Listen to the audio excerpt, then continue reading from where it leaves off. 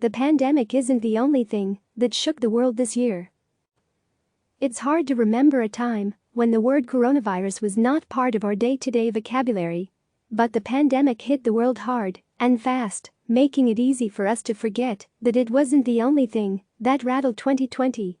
If you watched or participated in the protests calling for justice in the death of George Floyd, you'd know it wasn't even the only thing to rattle this weekend. Now that it's June, 6 months into the year, here's a look at some of the events we may have forgotten about, or ones that felt like they happened years ago, that'll likely still be included in future history books. Impeachment reporters take photos of the television as they watch the Senate vote on whether to acquit President Donald Trump.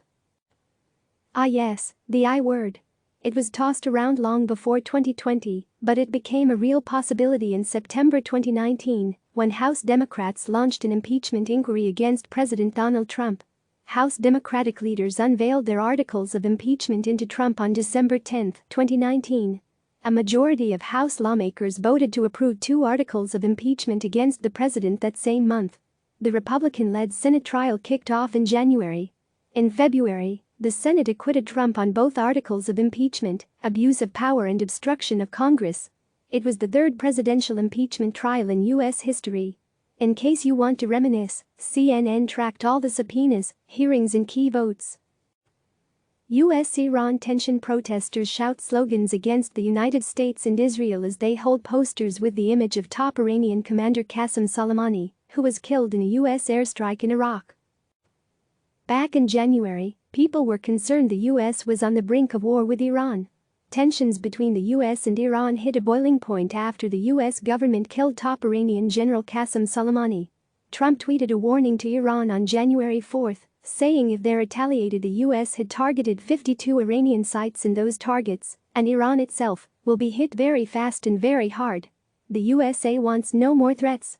Some people feared that the military action could lead to full-scale war, which sparked no new war protests across the U.S. A few days later, on January 7, Iran fired missiles at Iraqi bases housing U.S. troops. No lives were lost, and Trump responded by saying he will issue more sanctions. Hours after Iran fired its missiles, the country mistakenly shot down a Ukrainian passenger jet, attributing it to a fear of U.S. aggression. All 176 people on board, 82 Iranians, 63 Canadians, and 11 Ukrainians, died. Thousands of Iranian protesters hit streets condemning leaders over the downed plane. Trump tweeted a message of support in English and Farsi to demonstrators in Iran. Australian bushfires. A bushfire burns near the town of Bumbalong, south of Canberra, on February 2, 2020. Devastating wildfires burned across Australia last year and into 2020. The fires were among the worst in the country's history. They killed at least 28 people, destroyed thousands of homes, and affected an estimated 1 billion animals, including the koala population, which now faces an immediate threat of extinction. A study released in March found that the Australia's fires were made far more likely and intense by the climate crisis.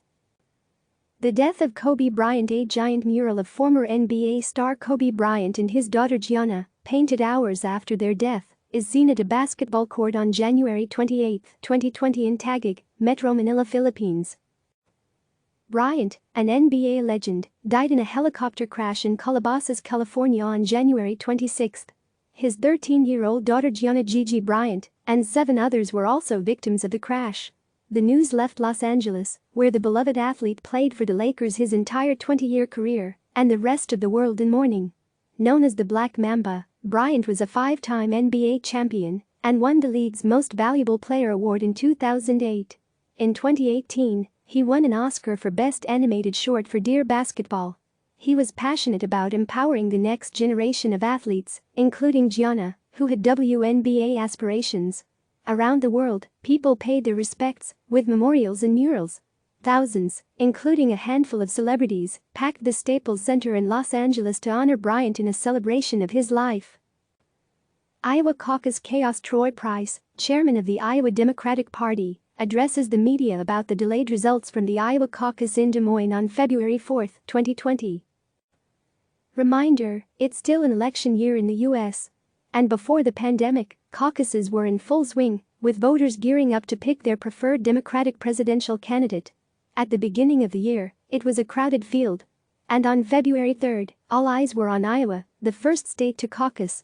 But the caucus turned out to be more chaotic than expected after a new app used by the state Democratic Party caused confusion and resulted in concluding the night without a winner. Pete Buttigieg, the former mayor of South Bend, Indiana, and Vermont Senator Bernie Sanders both requested that the party conduct a recount of select caucus sites after requesting a partial recanvass of the state's caucus precinct results. Nearly a month after Iowans caucused, the Iowa Democratic Party certified the results, and Buttigieg narrowly won.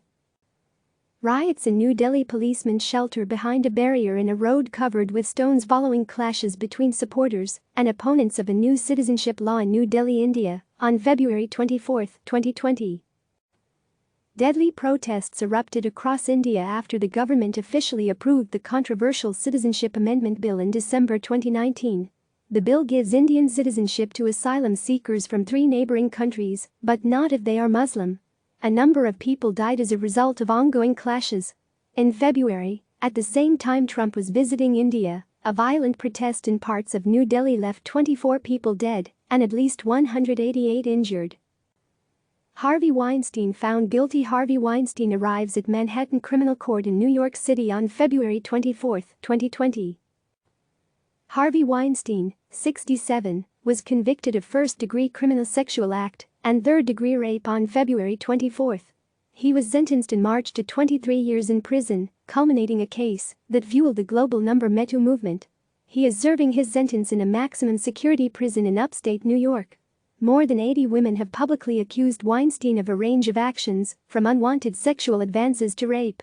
The charges were based on testimony by Miriam Haley and Jessica Mann, who both spoke at the sentencing. The Time's Up Foundation, which formed 2 years ago amid Hollywood's reckoning with prevalent sexual harassment, applauded the jury's decision in February. The trial marks a new era of justice for all survivors of harassment, abuse, and assault at work, Tina Chen, president and CEO of the Time's Up Foundation, said in a statement. Weinstein still faces criminal charges of sexual assault in Los Angeles, and he has previously denied the allegations. More protests in Hong Kong. Protesters gesture with 5 fingers, signifying the 5 demands, not one less, during a pro-democracy protest against Beijing's national security legislation in Hong Kong on May 24, 2020. Hong Kong was filled with anti-government protests for most of 2019, with demonstrators calling for greater democracy and more autonomy from mainland China.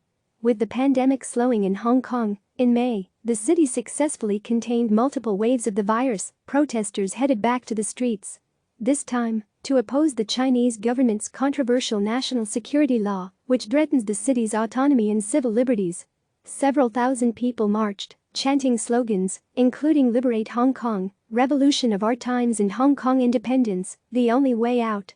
CNN's Marshall Cohen, Sandra Gonzalez, James Griffiths, Julia Hollingsworth, Drew Can, Harmeet Kaur, Eric Levinson, Jill Martin, Esha Mitra, Sonia Mogg and Helen Regan contributed to this report.